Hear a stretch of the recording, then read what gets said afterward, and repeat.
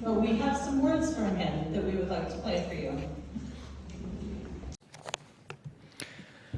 Mr. Speaker, the genius of our Constitution can be found in the separation of powers that has preserved our freedom for 225 years. The American founders recognized that what had gone so terribly wrong in Europe was that the same organ of government that made the law also enforced that law and adjudicated it. All the powers were in the same hands. They wanted to protect their new nation from such a fate. So they divided the powers of government. Congress, and Congress alone, makes the law. All legislative power herein granted shall be vested in a Congress of the United States. You want many voices in that decision-making process. You want a great, big, messy debate. That's the Congress. Once that decision is made, it needs to be carried out by a single will, a single branch, headed by one individual whom the Constitution commands to take care that the laws be faithfully executed. One person does not get to make the law in this republic. The President is called upon to enforce the law. Fundamentally, that means he does not get to pick and choose which laws he'll enforce and which laws he'll ignore. He does not get to pick and choose who must obey the law and who gets to live above the law. And he does not get to change laws or make laws by decree. That is the difference between the American Republic, that prides itself on being a nation of laws and not of men, and the European despots of old who boasted that the law was in their mouths.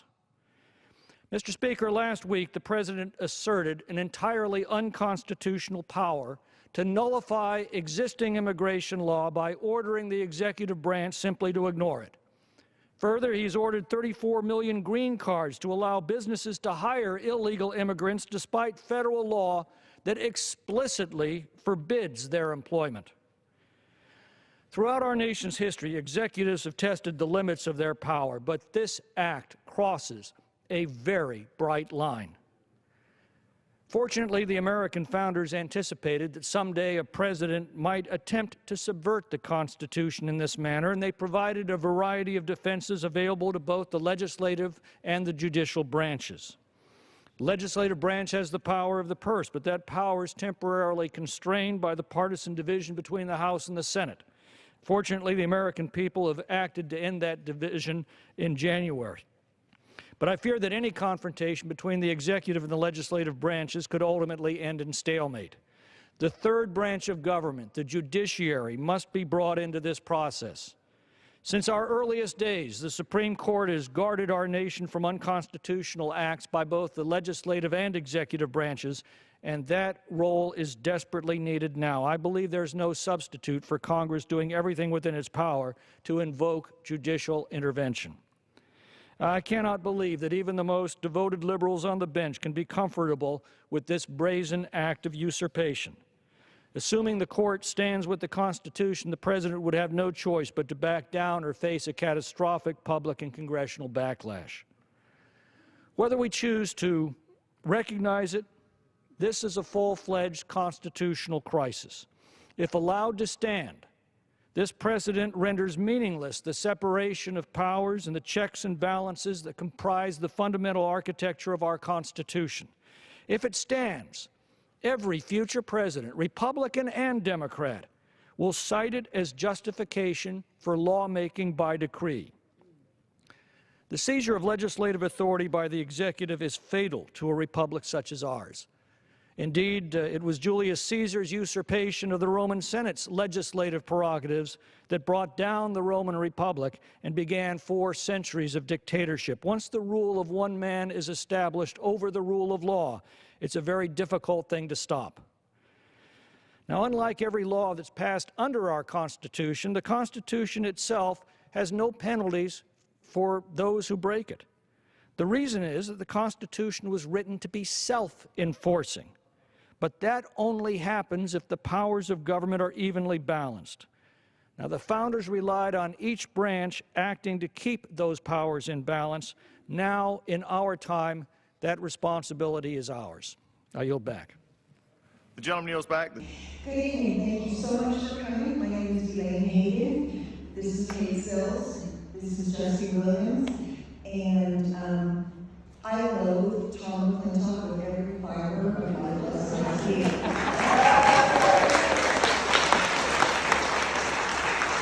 Anybody on Medicaid? Medicare? Anybody lose money last week in the market? Anybody on Medi-Cal? SNAP benefits? Yeah.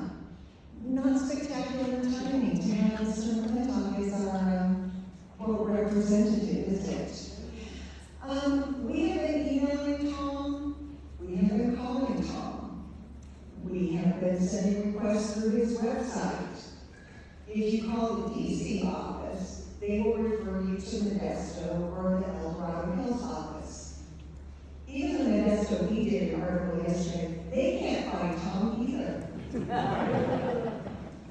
The El Dorado Hills office, the phone rings and rings and rings and rings, and then you do a voicemail. And I'm sure they're going to call me back. I left a message February 17th, 18th, 19th, 20th was a Sunday, 21st. It's only been, several months. He hasn't called me back. But I cannot hope that one of these days Tom is going to do a real town hall. I asked Siri this morning and she told me it's been 2,991 days since Tom McClintock did the town hall in Sonora. Granted, it was a little rowdy. Some people, did not behave themselves well and were a little rowdy. But Tom needs to respond to his constituents.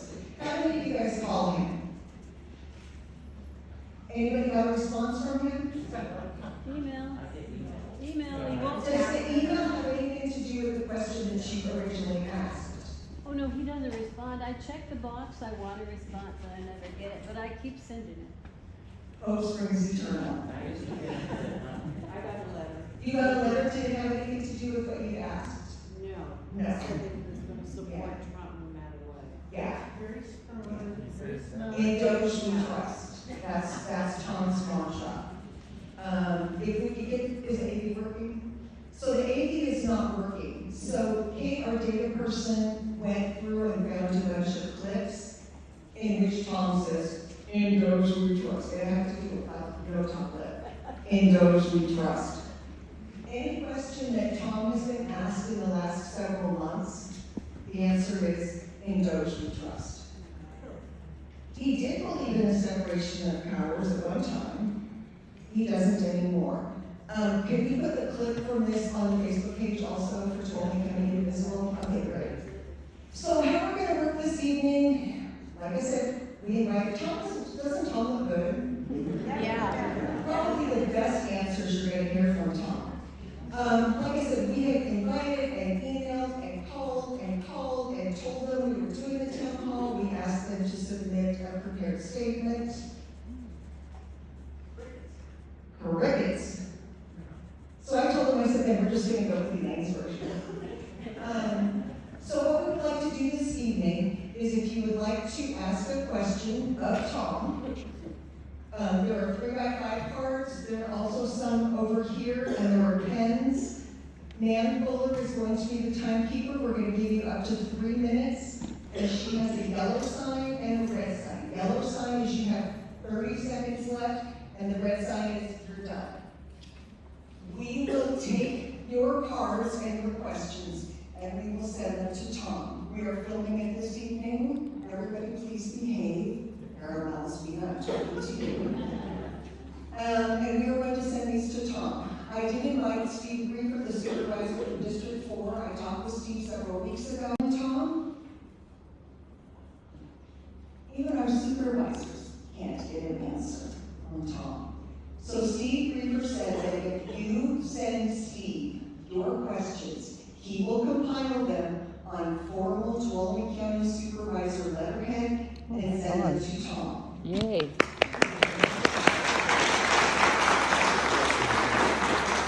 Steve's email address is at the Board of Supervisors chambers. It's, I'm going to screw up, S. Griefer at 12, we got something.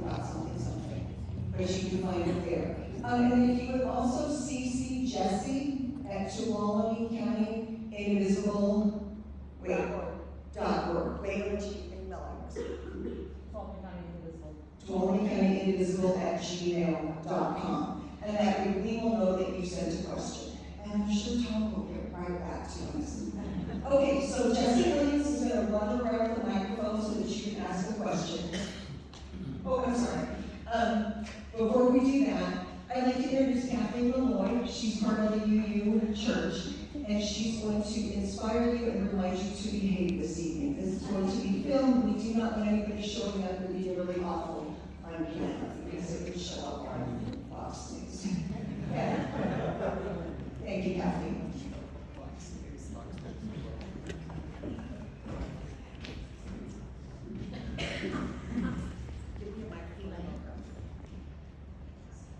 At the base. Touch. Good evening. Hang on. And thank you for being here. And turning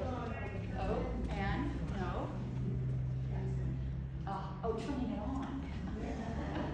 I don't want to touch it last time I touched it like it. Disintegrated. So anyway, good evening. And thank you for being here. And thank you to the people that are with us on Zoom tonight. We are gathered here in frustration. Although Mr. McClintock does send staff to meet with various groups in Tuolumne County, he has not held or attended an open town hall meeting in years. Mr. McClintock was elected to be the representative for all constituents in this area. We are here tonight to peacefully, respectfully communicate our thoughts with him. We are here to let our voices and concerns be heard. Many hot topic issues will be brought up tonight and emotions may run high. I encourage all of us to take a long, deep breath in and let the tension release as you exhale. This does help. I often use it while watching the news. Just be careful not to do it too often because you'll have your red light. I'm going to do that.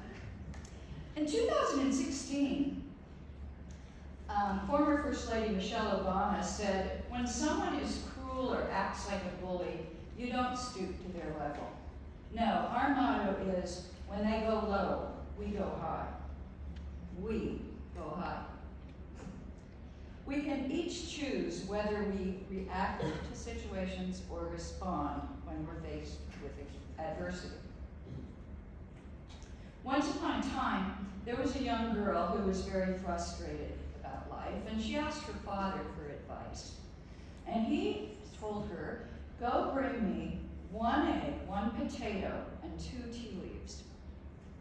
So she brought them, and he had boiling pots of water, 3 of them, and he put the potato in one, the egg in one, and the tea leaves in the other. And after a few minutes, he asked his daughter to peel the egg and peel the potato and strain the leaves. And then he explained to his daughter, the soft egg is now hard. The hard potato is now soft. The tea had changed the water itself. When adversity is at our door, we can respond in different ways. Let's change the water itself. I think that's important. Taking the high road takes energy, restraint, and compassion. Sometimes it feels like an incredibly hard slog, but the view from the mountaintop is spectacular. May we listen as much as we speak, may our words be heard, and may we continue to take the next right step. Let us begin. And I'd like to have you welcome Jesse Williams of Tuolumne Indivisible.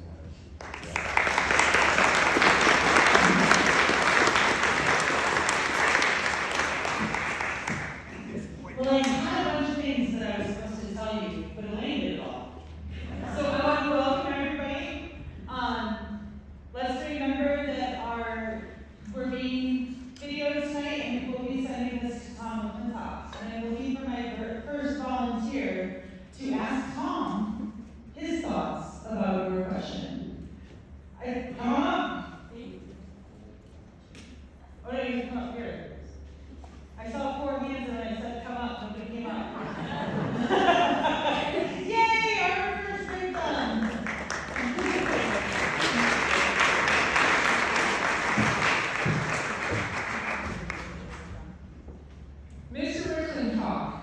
name is Sharon Porter. My question to you is, when are you going to show the strength and the courage to stand up against Trump and his administration and fight for the rights and freedom for your constituents? If you're not willing to do that, then maybe it's time we get somebody in there that will do it for us.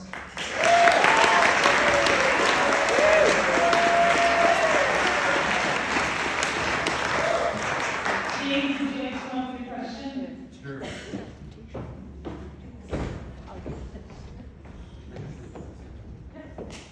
Hi, friends. Mine's a little bit longer. First off, I want to thank particularly Justin and Kate. I'm on the leadership team too, and Lisa's on it. But putting together something like this takes a lot of hard work. So,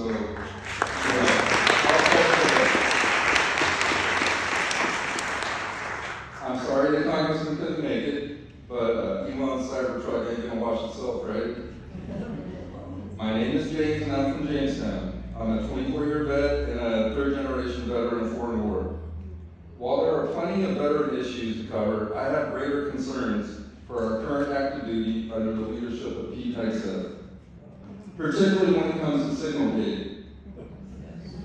His communication in that chat could have led to our pilots taking direct fire from surface-to-air missiles. You see, in that chat, he noted when the UAVs would drop bombs, and then he said piloted aircraft would follow. Had the Houthis gotten that intel, they would have known exactly when and where the pilots would strike, thus putting them right in the crosshairs. I'm not alone in this assessment. Republican Senators Roger Woodbricker and James Langford called for an investigation. Current Congressman and retired Air Force Brigadier General Don Bacon said China and Russia are laughing at us. Additionally, he's a morale killer. Last week, for some reason, he canceled family days, of all things. That may seem small, but little things like that matter. Now, during my 24 years, I never saw dependents protest the SecDef, ever. But they are protesting Pete Hegseth. Now, a quick reminder that dependents normally outnumber the active duty in almost every military household. If you lose support of the dependents, you lose support of the military member. Now, military members are diverse, are culturally diverse, but Hegseth wants to whitewash the military, emphasis on white. Now, having said all that, I'm asking you to call for his resignation, to support all investigations into Signalgate, and to ensure our active duty and dependents are no longer used as political pawns by this administration. Our troops and their families deserve better. Thank you for consideration in this matter.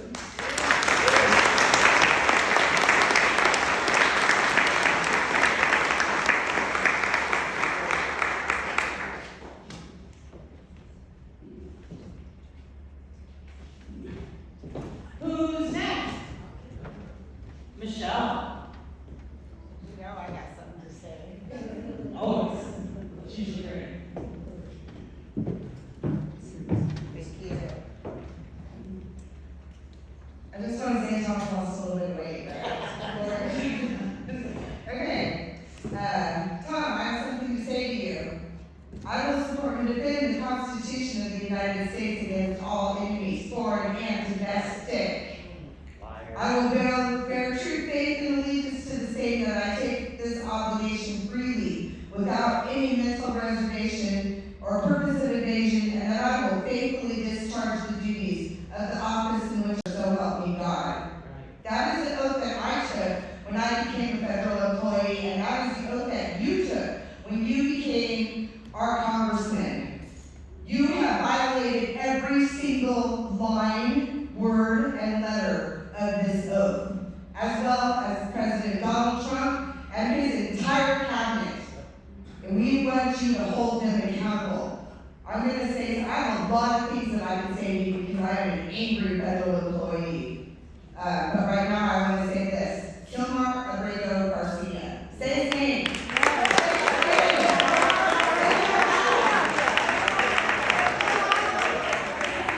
When you kidnap citizens that are innocent of any crime off the street and you disappear them to a prison in El You are violating the Constitution of the United States, and you are violating your word to every citizen of this country and every citizen of this country. You are not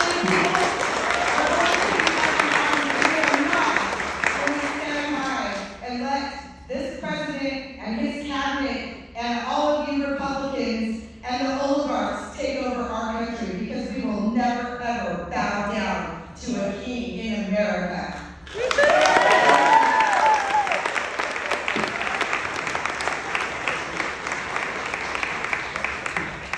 So I'm told if you come over here to this microphone, the audio is better. So I'm gonna turn this microphone off. And we're gonna turn this microphone on.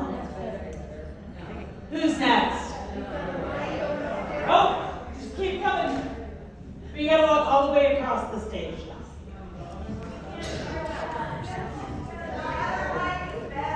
This one? This one's better? Okay, my name is Barry Sidley, I'm from Twin Harbor. Before I ask Congressman Carpetbagger a question, I want to ask you a question. You don't have to answer if you don't like. Would you raise your hand, please, if you expect to earn wages this year of over $176,100? I don't see a great turnout there. Okay. With that, Congressman, what's your name? Would you please explain to me why you think it's fair that everybody in this room who works for wages will pay Social Security tax this year of 6.2% of their salary? Okay, that's cool. In 2023, the median CAO in this country made about $16 million. This is just the median CEO, not the real rich ones. Made about $16,300,000. If he or she earns that this year, that CEO will pay a Social Security tax of 0.66%. And this year, your friend Elon Musk of the dog-eat place will pay roughly 0.0007% of his wages. Most of his income isn't wages, so it's not taxed by Social Security. If Social Security still exists after these clowns get done tearing it apart, that's just not fair as far as I'm concerned. And Tom, I'd like you to explain to me why you think it is. Thank you.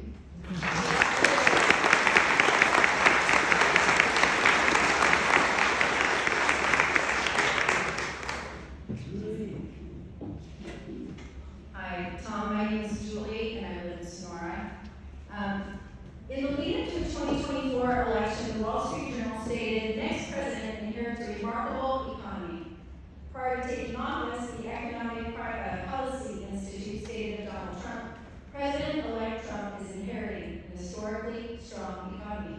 And Time magazine stated, President-elect Trump is receiving the strongest economy in modern history, which is the envy of the world. The high quality of recent economic growth should put a wind at the back of the White House's next occupant. California is the 5th largest economy in the world, but Trump has created tariffs that have destabilized the economy and created fear amongst Americans. Trump did not legally have the power to create those tariffs, and as you stated on December 3rd, 2014, the Congress has the power of the purse, but you have ceded your power. Your constituents are fearful. Even those who may not be in the market directly may have 401ks that are. Prices are going up, goods of all manner are going to cost more, and what are you doing about it to protect your constituents?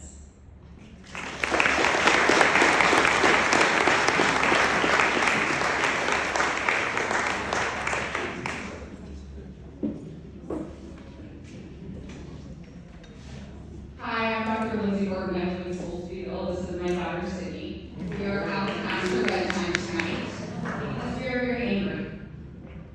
I have dedicated my life to taking care of everyone, but mostly women and children, mostly people of color, because they have suffered the most in this country.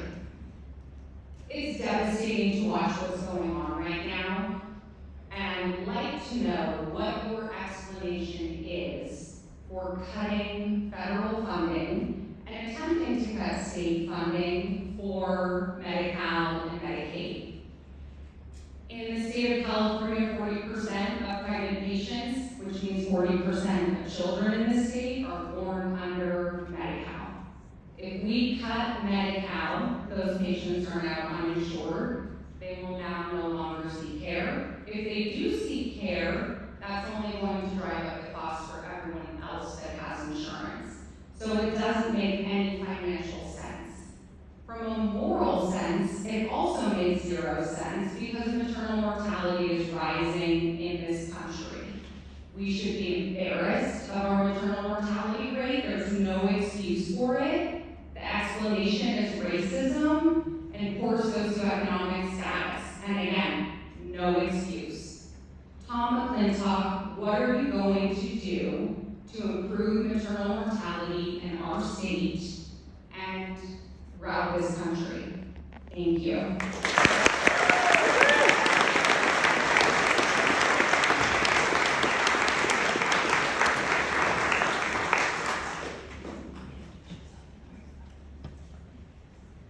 Hi Tom, I'm glad to finally meet you. I'm Brandon, I live in Columbia, and as you know, California provides food for much of the country. And I want to know what plan you have for replacing all the farm workers who no longer feel safe harvesting our crops.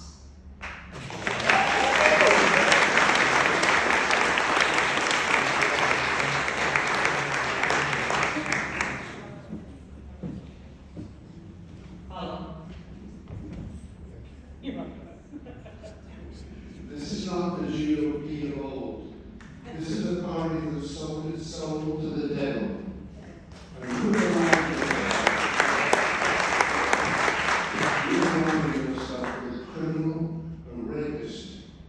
And he's destroyed this country. And there is nothing positive about this regime. And if, as is now threatened, he destroys the independence of the Federal Reserve, this will cast doubt on the faith and credit of the United States, and our currency will no longer be a reserve currency. When those chickens come home to roost, the euro dollar will be a thing of the past, and we will all suffer the consequences of a disastrous economy, either hyperinflation or, most likely, a not deflation. The dollar will be worth more. It will be an economic disaster similar to what, and I lived in Germany after World War II, I saw a country with no currency. Cigarettes and coffee were the currency. We could get to that kind of situation. Thank you.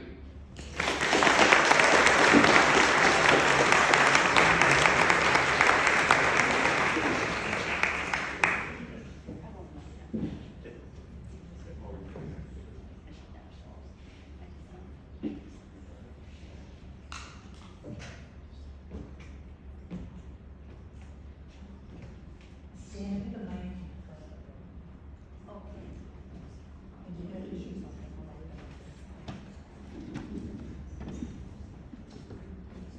My name is Ann Leonard. I've lived in this county for 50 years. I live in Sonora. I have a lot of thoughts to ask Mr. McClintock, but at the present time, I am reading the question for Lady Willie, who's unable to walk on the stage. Her question is, killing USA puts Musk and Trump well on the way of becoming the worst mass murderers in U.S. history.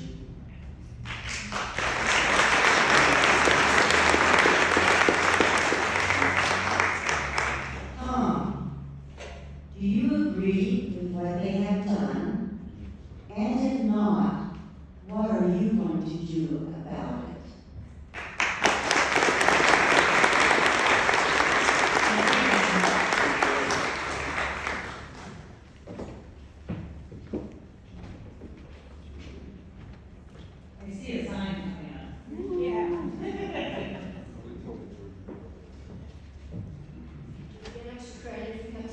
There's cookies in the back. Well, my name is Betsy Lawler, and I live in Sonora, and I really appreciate the informed, experienced, well-prepared speakers before me who really brought the fire.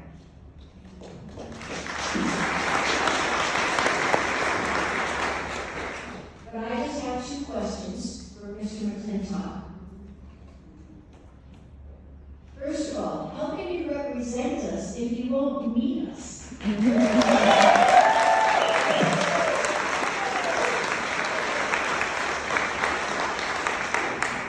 secondly, in your view, are any citizens above the law?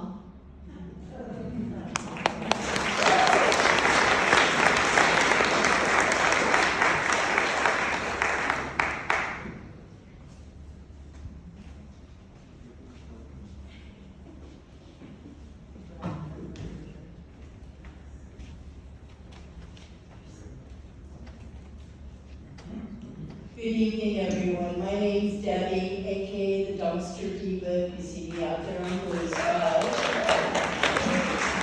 And today, this evening, I really want to say I'm here to speak and shout out for some of the people that can't be here. My friend with ALS who physically cannot get here. My trans family member who's terrified to leave their home. My rock star former co-worker who works on an immigrant H-1B visa.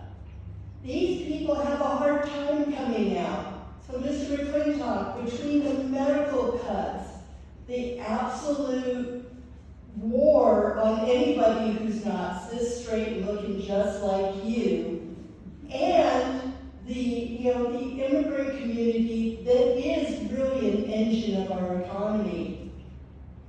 You're saying trust in Doge. I say let's trust in our Constitution and the rule of law. And by the way,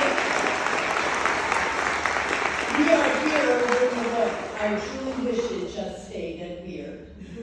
Have a great evening, everyone. Stay safe.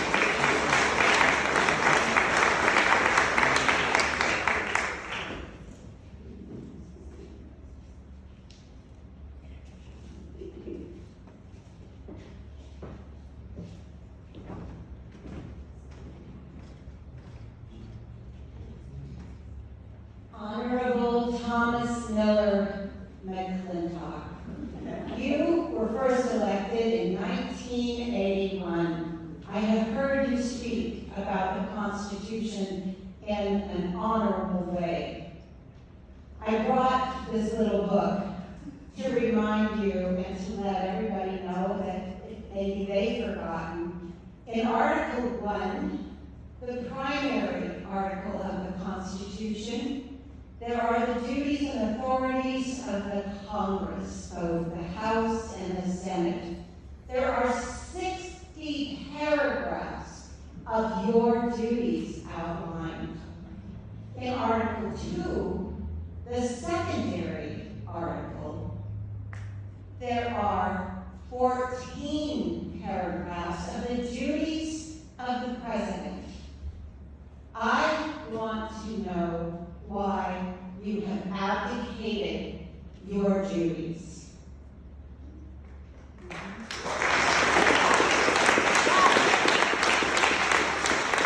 The tariff laws belong in Congress. The President can ask for your approval, and if she were to get it, she would have to consult with you on a continual basis about the strategy, the policy. In California, if the tariff laws as they stand, whatever moment it is right now, we will be charged the greatest, grandest sales, not sales, but just tax that have ever happened in all of humanity. California risks going bankrupt. You are our congressional representative in California. The second question I have, and I'll try to be brief, and I don't know enough about it, but there is a SAVE Act that is, yeah, you know that we really must get on this. Apparently, the birth certificate that you were assigned must now match your real ID or your passport. Thank you, Nina. What are you going to do about this? Because you know, a little over 50% of the population of this country are female, and we're kind of tired of this messing around with our vote. Thank you.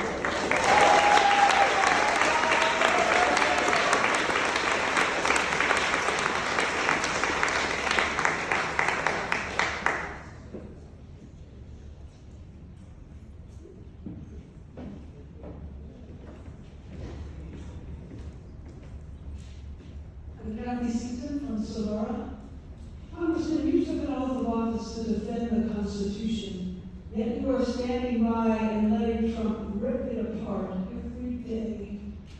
You may be worried that Musk will put his money behind someone to oppose you in the next primary, but I think you should be more worried that there may not be a Congress left for which you may be reelected. Are you willing to vote to impeach the traitor-in-chief before it is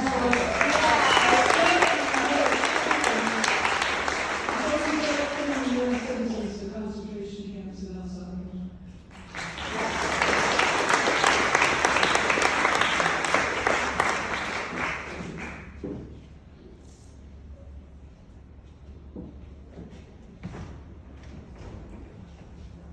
Oh, hi.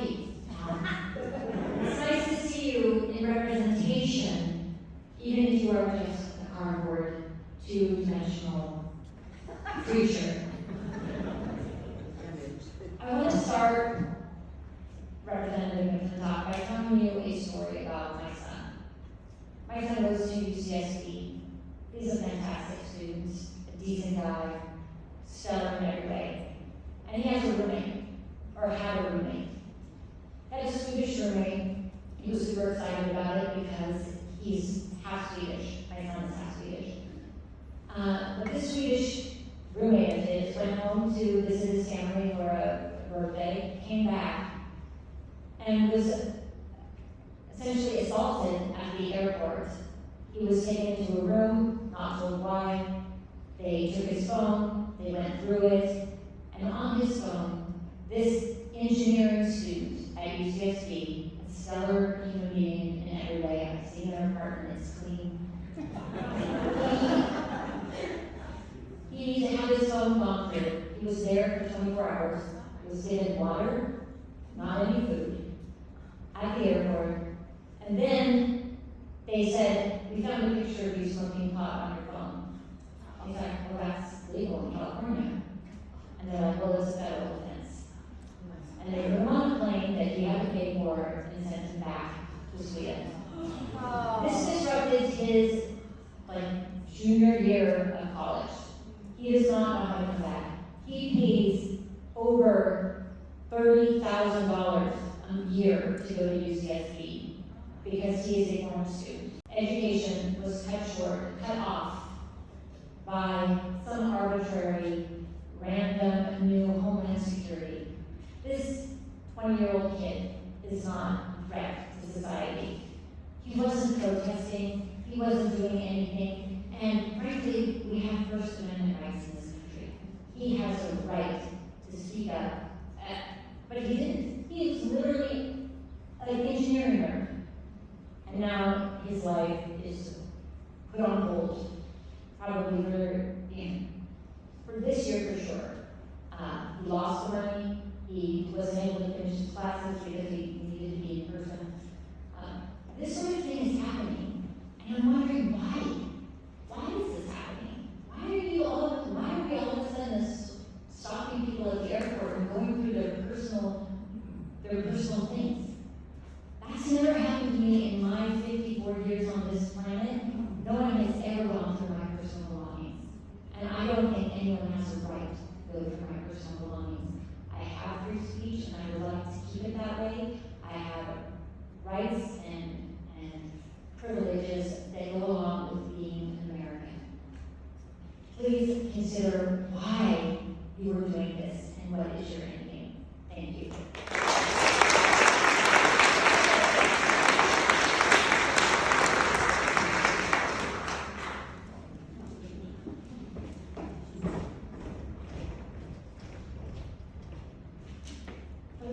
I don't know if I was there or there, but please don't misunderstand me, Representative McClintock. There's a plethora of topics that could be brought up and discussed that we are all upset about, such as Trump wanting to use $15 million of our tax dollars to expand CPOT and send homegrowns there. This should terrify everyone because this is the behavior of a tyrannical dictator. But today, I'm going to focus on your actions, Representative McClintock, and how they are directly hurting your constituents and the community we live in. Because you see, the winds of change are upon us, and our whole community is rising up. On April 5th, millions across the nation and even global showed up in protest to say hands off our democracy. And here in Sonora, we showed up too. And we are showing up in ever increasing numbers.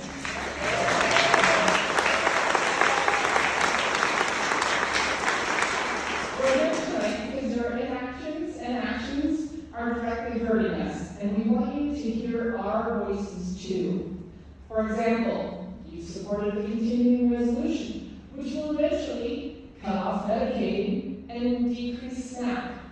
This is gutting the essential lifeline that our communities need, struggling families and seniors, all while preserving the tax breaks for the wealthiest in America.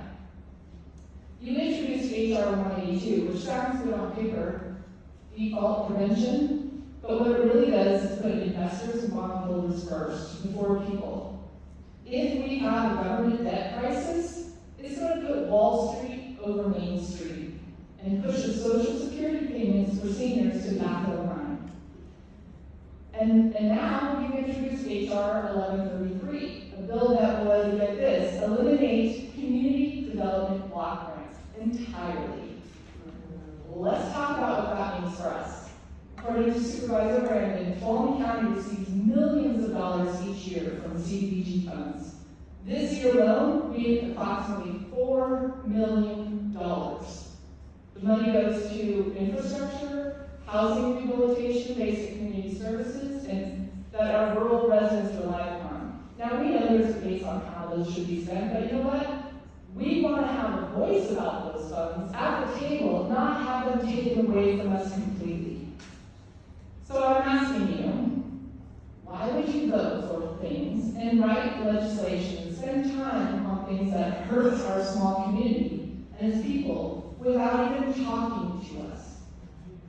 So let me be clear, the winds of change are here. The Trump era will one day come to an end. So I ask you, Representative McClintock, which side of history will you stand on? Because we're saying no to tyranny, no to fascism, and we're saying yes to democracy, and we need to protect our Constitution, our community, and the most vulnerable.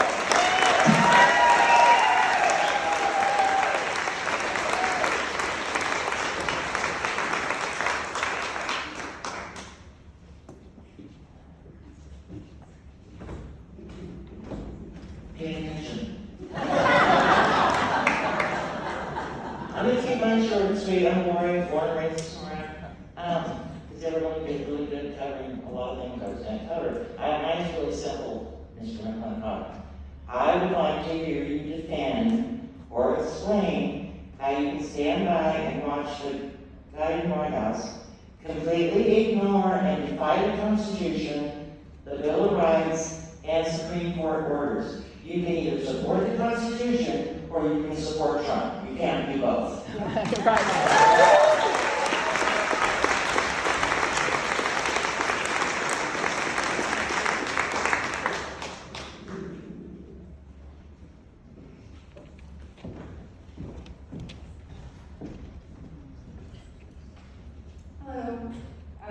Like others that have gone before me, I'm actually here tonight to represent someone who couldn't be here, and I'm going to read a statement from her. California has come to be the home my soul knows, from roaming by foot, bike, and spirit through our state's parks and places of beauty. For 13 years, after moving from Canada and growing a career and community I love, This place is where I landed and where I want to stay. But within 4 swift months, my joy, peace, and inspiration here has become one ridden by fear and anxiety. Most days I'm terrified my visa will be revoked. My career and community cherished friends will be swept from me, and I'll return to Canada, which I love, but now as a nation I won't recognize either for the impact the new U.S. administration has had on my birth home. My parents and nieces can't visit me for the high cost to travel here, the exchange rate is terrible, and the safety concerns. And I can't visit them because I'm scared that I won't make it back. I'm not a citizen. I have no real security, yet I own land and homes, and am deeply rooted to friends who are now family. It deeply saddens me to see what once was peace and collegiality between our two nations, torn and tattered. I try to stay present and remain grateful, as I know so many more are suffering with far bigger and more real concerns than mine. Every day we hear stories that deepen my fear that I too will become banned from the place I love. I remain hopeful because despair without action or hope can only deepen the hole this administration has. I continue championing those here in this beautiful place for their courage, inspired action, and commitment to positive change, for speaking on behalf of others who choose to be silent to protect themselves. I'm especially grateful to a dear friend who encouraged me to share these words, hoping new perspectives can widen the collective lens. And I just want to echo her comments. This is one of the most terrific humans you could ever imagine meeting in the whole world. She gives so much to this community. There's people just like her that are teachers, that were working in our hospitals, that fear just visiting their families in Canada and not being able to come home. And it just shouldn't be this way. Thank you.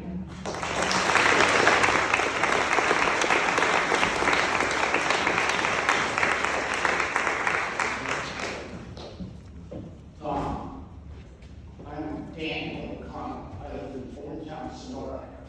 I have never seen you around here. What's the deal? This is a question regarding your status as a criminal against humanity who's committing war crimes for decades. What might alter your support for supplying munitions and strategic intelligence to a corrupt, hawkish, criminal regime for taking an occupation, turning it into apartheid, into ethnic cleansing, and now a genocide before our eyes? Come on. Yeah. You're really passionate.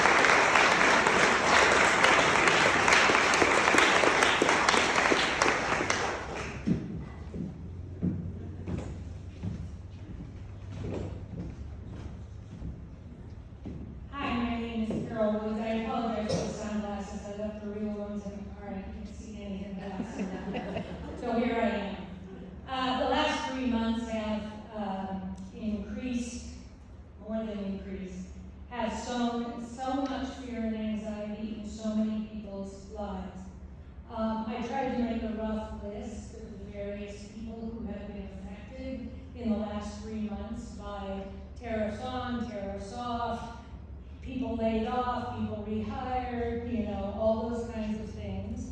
Among those people would be the parents of kids who were protected by the Department of Education for special ed needs, for example. People who receive Social Security and will have more difficulty interacting with that agency because of the layoffs of people, of staff. People who need to interact with the VA and will also be affected by reduced staff, and the same with the IRS. People who are on Medi-Cal and Medicare, again, where did those programs go? We don't know, and we're frightened about it. The National Parks employees, the farmers who have had to look at whether their food will continue to be bought by certain programs or not. People who are dependent on the labor of the immigrants that are being deported at this time. People whose retirement savings have been affected. I probably could have filled 2 cards with a list of people. The question I have for Tom McClintock is, do you think people will forget who did this?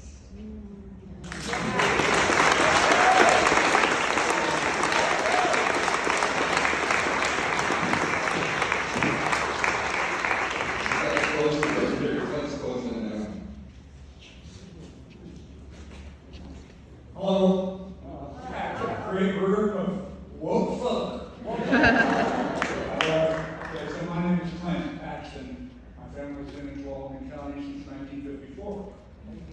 And I'm also an old hippie.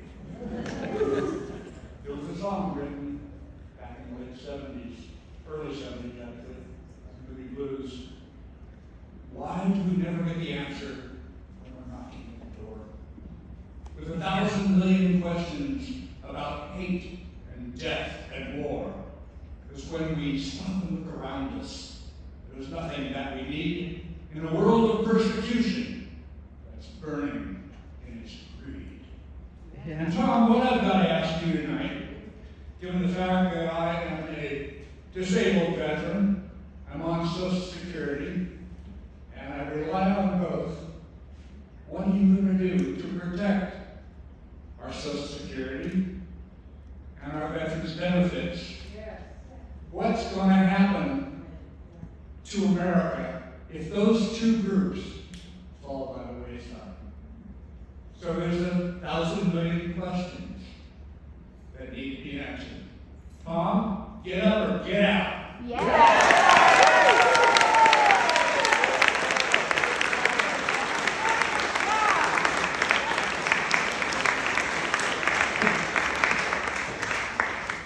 I have one final question for Tom McClintock. Tom, I want to know when you're going to stand up for the Constitution and your constituents. You voted against us time and time again. When will you stand for the people of California?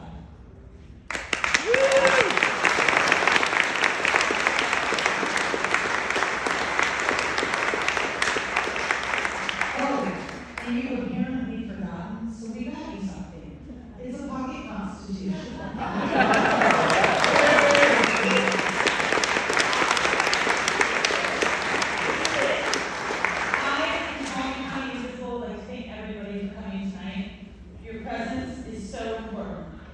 Standing up for what you believe in and standing for democracy in our community is so important. And I want to thank you for all of that.